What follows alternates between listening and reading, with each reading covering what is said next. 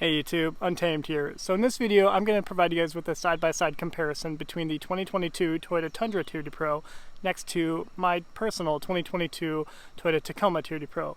Obviously, the Tundra here is in midnight black metallic, with mine being in the that TRD exclusive color for 22 electric line metallic. Both of these trucks are phenomenal for their own reasons, right? Pros and cons to each of them. Obviously, both of them serve a different purpose and function, one of them being a full-size, one of them, of course, being a mid-size truck. A lot more capable, a lot more capability out of this 22 Tundra, of course, but it's not for everybody, right? Not everybody needs that big size. Not everybody requires the excellent towing capacity that it offers. And for a lot of people, the smaller Tacoma actually makes more sense. So in this video, I'm going to just do a wave top. I'm not going to make this a 20-minute video like the last one I did. But I figured I'd just kind of walk you through some of the pros and cons of each. So let's start with the Tundra, of course. So the Tundra is that 3.5 liter iForce Max hybrid, right?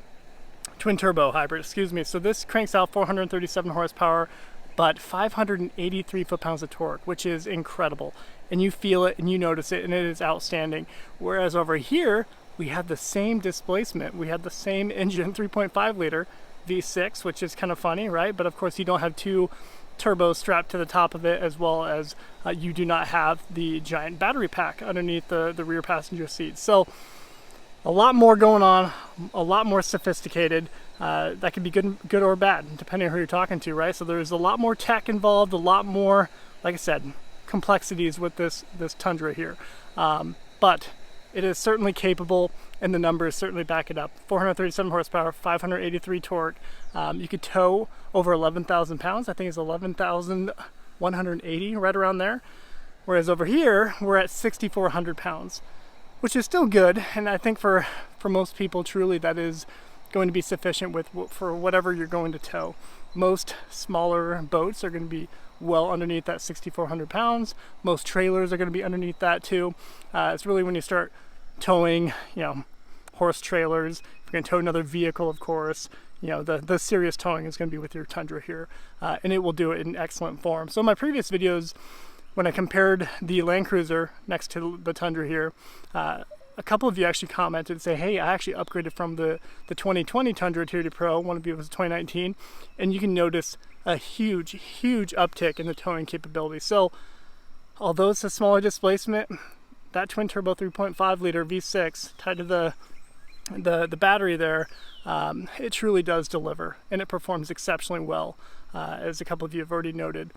If you can get past all of the additional flair to the Tundra here, it no longer really fits the bill of simplicity. Whereas the Tacoma, I think, truly is that still. And that's really why I like it. I love the cabin within the Tacoma. A lot less bells and whistles, a lot less flair by all senses of the term, but I personally love it. So I'll hop in real quick, kind of show you a side-by-side of the first impressions as you get in. So this is a nice spot to be, and I've always loved the Tacoma for this. This and the 4Runner, I think, really are the sweet spot. All your knobs here, nothing more than what you need. Super straightforward. Everything's within reach. Nothing is overdone by any means. It's not too much tech in here. It's kind of basic. I mean, look at the door panels, right? Doesn't get much more basic than that, right? The seats, easy to clean. Nothing too crazy. Very simplistic TRD Pro. It's not an eyesore. Whereas in the Tundra over here, actually, let me show you the back seat. Then we'll pop over. I'll look at the Tundra too. So this is where it's a deal breaker for a lot of folks, right? Because this is a small cabin. There's no getting around that. There's no sugarcoating it.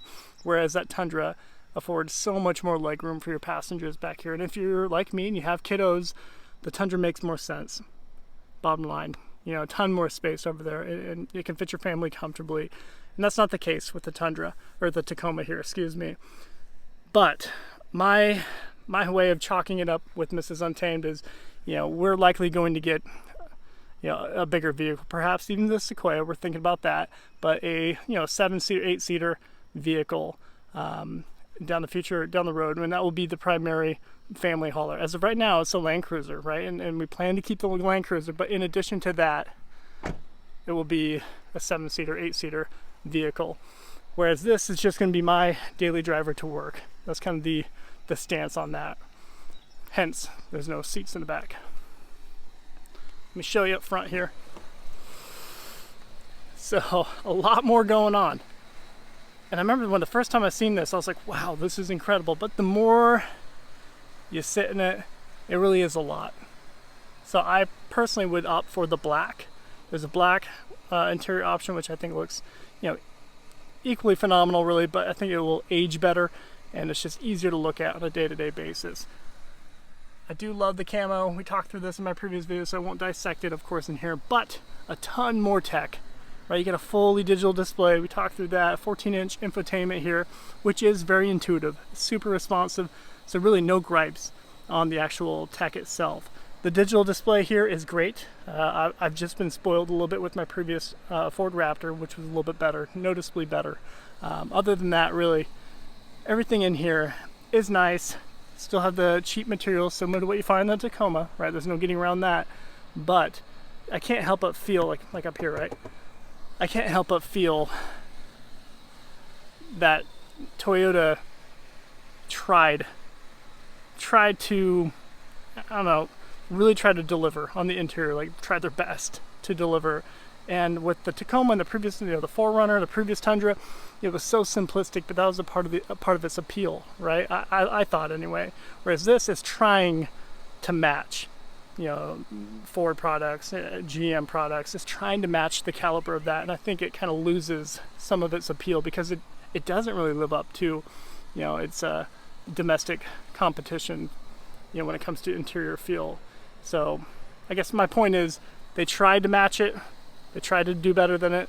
I don't think they went all in fully, whereas I think they should maybe done a little bit more. Like black interior or black headliner for sure should have been in the TRD Pros. Some piano black material, which is meh, and just a very cheap feeling center console here too. But aside from that, truly, I think most people are going to sit in here and, I don't know, they'll like it. But the price point is where it starts to really kick you. I mean, we're looking at $67,000, $68,000 as MSRP on this, right? And that's a huge uptick from the last Tundra TRD Pro, which was at $54,000 just in 2021 last year, and then they hiked it up 13 grand on you. So that's kind of hard. That's a hard pill to swallow, truly. But my point being, you do have a lot more room back here. As I mentioned, a ton more space for the kiddos. It just makes more sense, for sure. No cargo, cargo space underneath the seats here because that is where your battery pack is at. But I digress on the interior. Let me bop out a little bit. There you go. So when it comes to the actual look of the two trucks, I think they're pretty similar, right? Both of them have that long front end, which honestly, for that reason, I like the previous generations better. I like the 2015 and older Tacoma. I think with the shorter, stubbier nose, it just looked more stout. And it's just a more fitting look for sure, especially when you have a 3.5 liter V6 cram underneath their little one, right? And then over here, a very similar look, just very long front end. The front end almost matches the the bed back here, which I think is a miss. Whereas the previous Tundra, you guys remember, the nose was much more stubby, and it had a giant 5.7 liter V8 crammed underneath the hood. So I think that's a little bit of a miss. You guys tell me if you agree on that. Both of them have Fox TRD tuned suspension, which is outstanding. You won't find me griping about the suspension whatsoever. Extremely smooth. It's just phenomenal, especially even for like daily driving. It's such a smooth driving experience on each of these here. Both of them have similar-ish style headlights, right? Granted, the Tundra comes down right here. You do get the neat TRD light up right there. And then Pro on the other side. I like the integration of that metal material on the inside of this headlight. I think that looks awesome.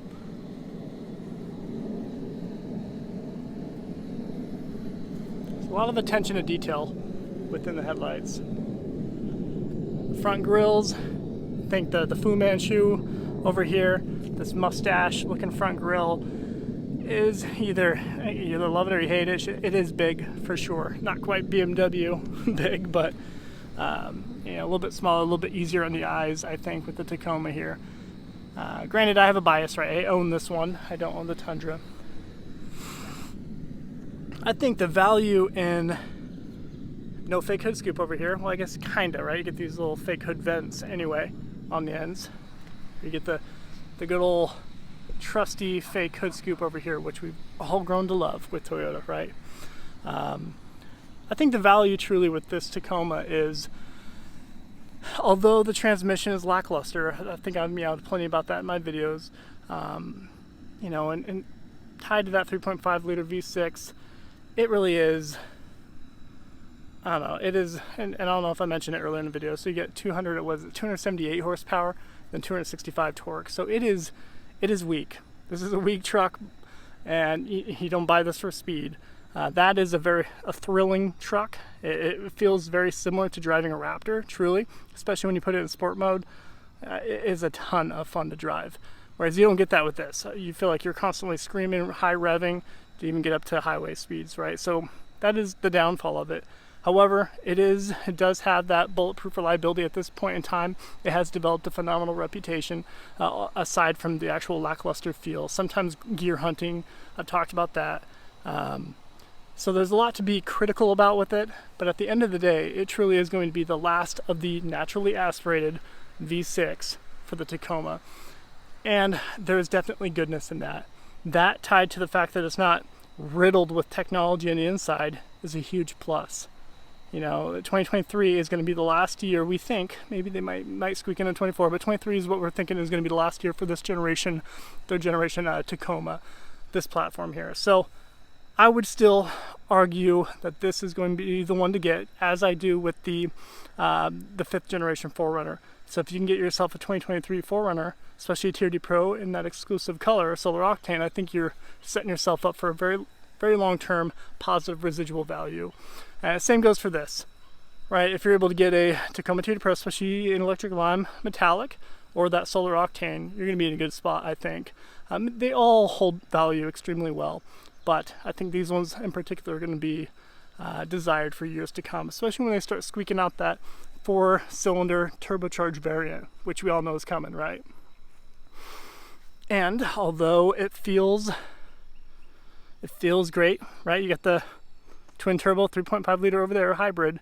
It feels great. It's super snappy, peppy, fun to drive, nimble, light, blah, blah, blah, blah.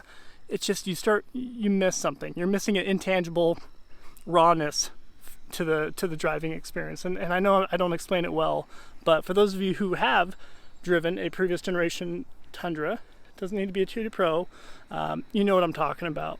And I think that will be the case here with the Tacoma as well. With this being the 22, we get some upgrades. I won't dissect it too much in this video, it's not the intent, but you get the TRD Pro stamped on the side of the bed, which is great. Previously, you just got a little badge right here that said TRD Pro. So they did away with that. They kept the Tacoma down here, got it blacked out. But I think that's neat. It really separates it apart, and you can't just slap a badge or slap a sticker on the back of it and try to be a faux pro, right? Which is pretty cool. So I like that. They added these sweet TRD upper control arms in red there. It looks great. And it's a little bit higher. It's 1.5 inches higher up front and a 1/2 inch higher in the rear. So it really is, I think, in its best form that we will see this generation Tacoma. So let me know what your thoughts are. Maybe let me know if I'm being a little too critical on the Tundra here. Like I said, the more I drive it, the more I do like it. And I'd be lying if I said otherwise. And that was the case with the previous Tundra too, right? The more I drove that 2020 and 2021 Tundra TRD Pro that I had, the more I liked it. Both of them do have that composite, and groceries, composite bed back there. Got a standard sunroof over there, a pano on this one. But yeah. Alright guys, well I told you I wasn't going to make this a 20-minute video, so we're going to stop this here. Let me know what your thoughts are. Let me know which one you would pick between the two and why. I guess one more final note to consider, with this being the 22 Tundra, we've already noted a couple little issues with them, but I think by 2023, they're going to have all those little minor kinks riddled out, and perhaps they might even throw tow hooks on the thing someday soon. Who knows, right? But so what I'm getting at is, starting really this fall, we might be able to find ourselves being able to pick up one that's got all those issues ironed out, and it's going to be perfect. So let me know what your thoughts are. As always, I appreciate you watching. Until next time.